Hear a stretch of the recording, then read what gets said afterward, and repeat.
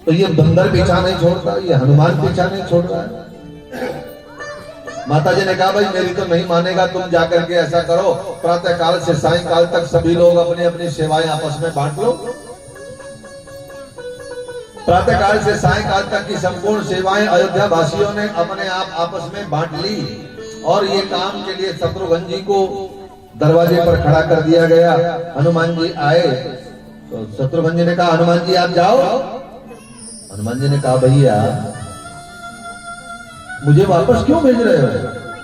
शत्रुघ्न जी ने कहा हनुमान जी प्रातः काल से सायंकाल तक की संपूर्ण प्रभु की समस्त सेवाएं हमने आपस में बांट ली हैं, तुम्हारे जिम्मे कोई सेवा नहीं है।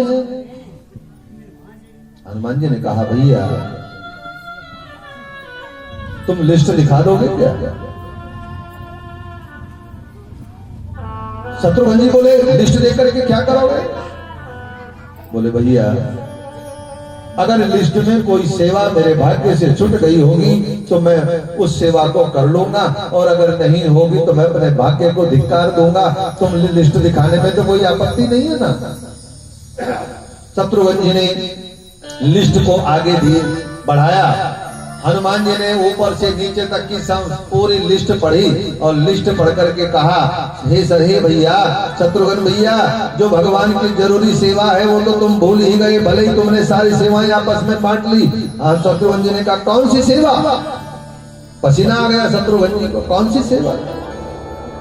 हनुमान जी ने कहा कि भगवान को जब जवाई आएगी तो चुटकी कौन बजाएगा, ये सेवा तो तुम भूल ही गए। और मौका मिलना चाहिए।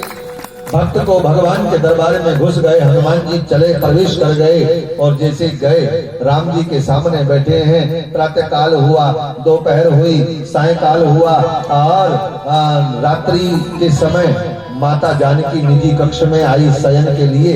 जैसे ही आई तो उन्होंने देखा हनुमान जी बैठे हैं। हनुमान जी को बैठा देखा तो माता सीता ने कहा हनुमान जी तुम जाओ।